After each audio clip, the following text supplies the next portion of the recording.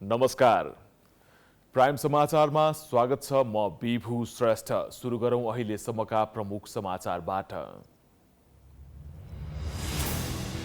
प्रधानमन्त्री दाहाल र कांग्रेस नेताहरूबीच आज छलफल हुँदै संसदको गतिरोध अन्त्य र छानबिन समिति गठनका लागि सहमतिको प्रयास गर्ने। राजनीतिक दलहरूबीच तीव्र राजनीतिक ध्रुवीकरण, छानबिन समिति गठनमा प्रतिपक्षी दलहरू एकमत, विपक्षीसँग कुनै हालतमा नझुक्ने सत्ता पक्षको अडान। विभिन्न 13 राष्ट्रद्वारा रफाहमा आक्रमण रोक्न इजरायललाई आग्रह, स्थायी युद्ध विरामका लागि पहल थाल्न सुझाव।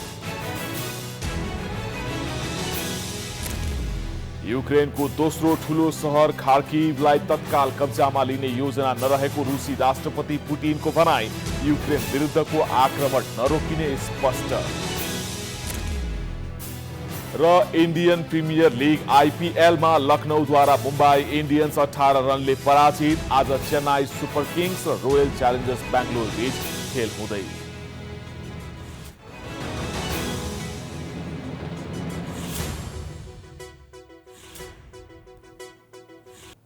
समाचार अब विस्तारमा। प्रधानमन्त्री पुष्पकमल दाहाल प्रचण्डले संसदको गतिरोध अन्त्यबारे नेपाली कांग्रेसका नेताहरूसँग फेरि छलफल गर्ने भएका छन्। प्रधानमन्त्रीले आज बिहान 8:30 बजे छलफलका लागि कांग्रेस नेताहरूलाई बालुवाटार बोलाएका छन्। कांग्रेस नेताहरूलाई हिजो साँझ 6 बजे बोलाइएको भए पनि प्रधानमन्त्रीको व्यस्तताका कारण आज बिहानका लागि बैठक सारिएको हो। उपप्रधान एवं गृहमन्त्री रवि लामिछाने समेत सहकारी प्रकरणमा दोषी देखिएको भन्दै कांग्रेसले निरन्तर संसदीय छानबिन समिति बनाउनु पर्ने मागसहित संसद अवरोध गर्दै आएको छ। बिहिबार प्रतिनिधि सभामा भएको सत्ता पक्ष र विपक्षको धकेलाधकेलले तिक्ततापूर्ण बनेको राजनीतिक माहौललाई सहज बनाउँदै मध्यमार्गी विकल्प मार्फत सहमति खोज्न प्रधानमन्त्रीले संवाद र छलफललाई पुनः अघि बढाएका हुन्। प्रधानमन्त्रीले समिति गठनमा गृहमन्त्री लामिछानेको नाम किटेर उल्लेख नगर्ने तर उनीसँग जोडिएका सहकारीको नाम राख्न सकिने गरी कांग्रेसलाई सहमतिमा ल्याउने प्रयास गरेका छन्। प्रधानमन्त्रीले हिजो संसद भवन स्थित आफ्नो चेम्बरमा कांग्रेस प्रमुख सचेतक रमेश लेखक, कार्यव्यवस्था परामर्श समिति सदस्य रामहरि खतिवडा लगायत नेताहरूसँग छलफल गरेका थिए। प्रतिनिधि सभाको बैठक सूचना टास गरी स्थगित भएको छ। शुक्रबार बोलाइएको बैठक बस्दै नबसी सूचना टास गरी स्थगित गरिएको हो।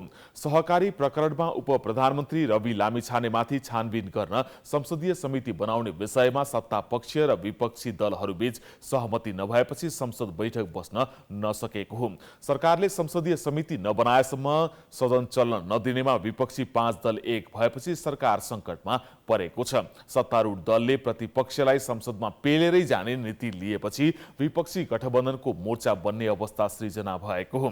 यसका लागि नेपाली कांग्रेसका सभापति शेरबहादुर देउवाले अग्रसरता लिएका छन्। आज मात्र विपक्षी गठबन्धनका प्रमुख सचेतकहरूले पार्टी भन्दा माथि उठ्न र संसदीय मर्यादा कायम गर्न सभामुख घिमिरेलाई चेतावनी युक्त पत्र बुझाए, जसका कारण लोकतान्त्रिक र वामपन्थी बीच राजनीतिक ध्रुवीकरण हुन सक्ने अनुमान गर्न थालिएको छ।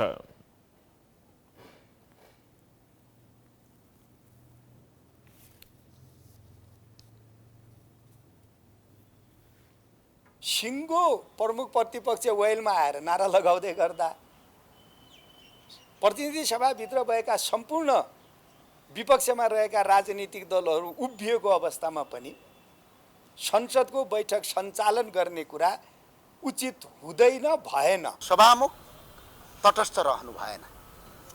सभामुखले चाहिँ विरोध प्रदर्शन भइरहेको बेला चाहे प्रतिपक्ष होस्, चाहे प्रमुख प्रतिपक्ष होस्, चाहे कोही स्वतन्त्र सांसद होस्, सभाको मर्यादा के हो भने कसैले आफ्नो माग राख्दै गर्दा, संसदमा उभिँदै गर्दा सभामुखले सभा चाहिँ अगाडि नबढाएका इतिहास यो नेपालको संविधान, नेपालको नीति र अहिलेसम्मको परम्परामा छ। विपक्षी दलको बैठकले सरकार सहकारी ठगीबाट पीडित भएका नागरिकप्रति गैर जिम्मेवार र संवेदनहीन हुँदै सहकारीका ठग बचाउने कार्यमा लागेको ठहर गरेको छ। सत्ता पक्षले भने कांग्रेसको एकपक्षीय अडानका कारण संसदीय समिति गठन हुन नसकेको बताएको छ। हिजोको घटनाक्रममा के भयो भने हामीलाई अहिलेसम्म पनि आजसम्म पनि एउटा अभियोग के लागिराखेको छ भने हामी समितिको लागि तयार छैनौँ भनेर। तर जुन दलले त्यो अभियोगको नेतृत्व गरिरहेको छ त्यही दलको सहमहामन्त्री माननीय जीवन परियारजी हाम्रो उपसभापति माननीय डाक्टर स्वर्णिम वाग्लेसँग दिनभरि बिहान 8 बजेदेखि टिओआर बनाउनको लागि उहाँ संलग्न हुनुहुन्थ्यो। सहकारी प्रकरणको छानबिन गर्ने विषयलाई राजनीतिक दलहरूले प्रतिष्ठाको विषय बनाउँदा सदन ठप्प प्राय छ। बिहिबार प्रतिनिधि सभामा मुठभेडको अवस्था सृजना भएपछि देशको राजनीति नै दुई ध्रुवमा बाँडिएको छ। चौतर्फी विरोध भएपछि सरकारले मन्त्रीहरूको सम्पत्ति विवरण सार्वजनिक गर्ने निर्णय गरेको छ। मन्त्री परिषदको बिहिबार बसेको बैठकले मन्त्री परिषद सदस्यहरूको विवरण सार्वजनिक गर्ने निर्णय गरेको सरकारकी प्रवक्ता रेखा शर्माले जानकारी दिइन्।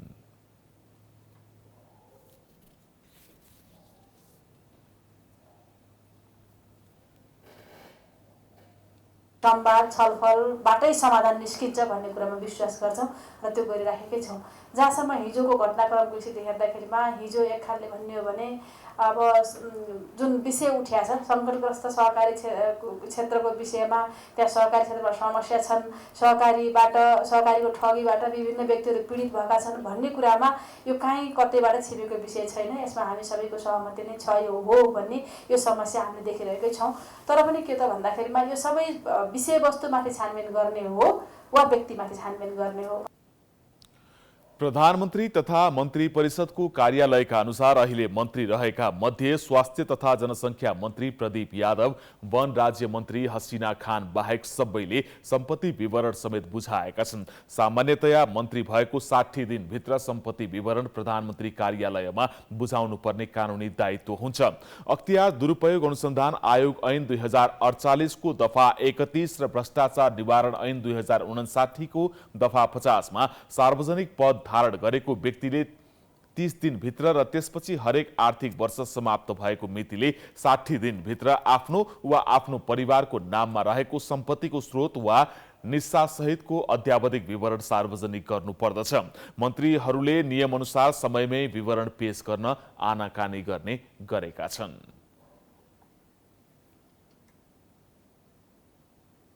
प्राइम समाचार जारी छ, हामी विश्रामपछि आउँछौं।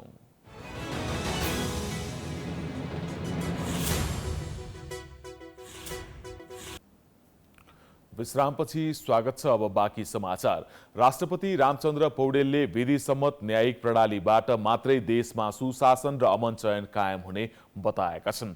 काठमाडौँमा अखिल नेपाल कानुन व्यवसायी राष्ट्रिय सम्मेलनको उद्घाटन गर्दै राष्ट्रपति पौडेलले देशमा सुशासन कायम हुनुपर्ने भन्दै यसका लागि न्यायिक प्रणालीको भूमिका महत्त्वपूर्ण हुने बताए। संवैधानिक व्यवस्थाले विधिको शासन, लोकतन्त्र, मानवाधिकार, प्रेस तथा अभिव्यक्ति स्वतन्त्रता, शक्ति पृथकीकरण, स्वतन्त्र निष्पक्ष र सक्षम न्यायपालिका, कानुनी राज्य तथा मौलिक अधिकार प्रति विशेषजनाको र सचेत हुन निर्देश गर्ने उनको भनाइ छ। न्यायपालिका प्रतिको जनास्था र विश्वास नै यसको जीवन भएको भन्दै उनले न्यायपालिकालाई आधुनिक र प्रविधि मैत्री बनाई चुस्त बनाउने कुरामा ध्यान दिइनुपर्ने धारणा राखे।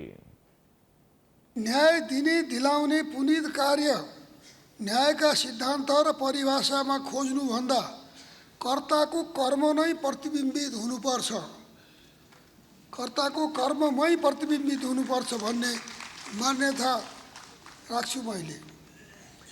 न्याय आफै हुने वा प्रकट भइहाल्ने कुनै चिज वा वस्तु नभई यो गरिने विषय हो। त्यस्तै प्रधानमन्त्री पुष्पकमल दाहालले न्यायपालिकाको सुदृढीकरण र बारलाई अझ सक्षम बनाउनका निम्ति सरकार प्रतिबद्ध रहेको बताए। प्रधानमन्त्रीले न्यायपालिकाको पुनः संरचना संविधानको कार्यान्वयनमा सरकार क्रियाशील रहँदै आएको स्पष्ट पारे। लोकतन्त्र र कानुनको शासन सभ्य समाजको पहिचान भएको उल्लेख गर्दै प्रधानमन्त्री प्रचण्डले न्यायपालिकाले कानुनी शासनको रक्षा गर्नै पर्ने धारणा राखे। सक्षम तथा उत्तरदायी न्यायपालिका, विधिको शासन, लोकतन्त्र, मानवाधिकार, प्रेस स्वतन्त्रता, शक्ति पृथकीकरण, न्यायपालिकाको जनआस्था अभिवृद्धिका लागि नेपाल बार एसोसिएसनले पुर्याएको योगदान सधैँ नै स्मरणीय छ। लोकतन्त्र र कानुनको शासन पालना सभ्य समाजको पहिचान हो।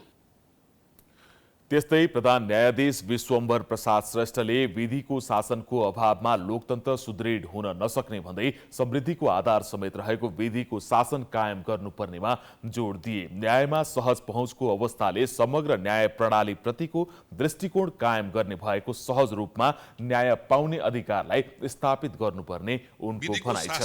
समान्तर न्यायको आत्मा पनि हो, साथै यो सुशासन र समृद्धिको आधारभूत पूर्व शर्त पनि हो।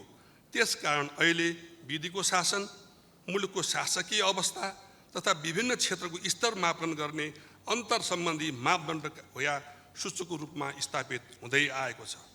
सन् 2023 जारी रुल अफ ल इन्डेक्सले विश्वका 142वटा मुलुकहरूमा विधिको शासन सम्बन्धी विभिन्न 8वटा सूचकहरूको आधारमा गरेको मूल्याङ्कनबाट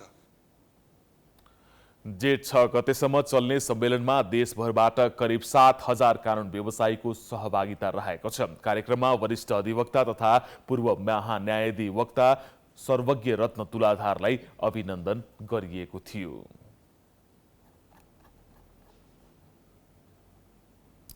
नेपाल राष्ट्र ब्याङ्कले चालू आर्थिक वर्षको तेस्रो त्रैमासिक समीक्षा सार्वजनिक गरेको छ। सुस्ताएको अर्थतन्त्रलाई चलायमान बनाउन मौद्रिक नीतिको समीक्षा मार्फत भएका परिमार्जनले बजारमा आर्थिक गतिविधि बढ्ने राष्ट्र ब्याङ्कको दाबी छ।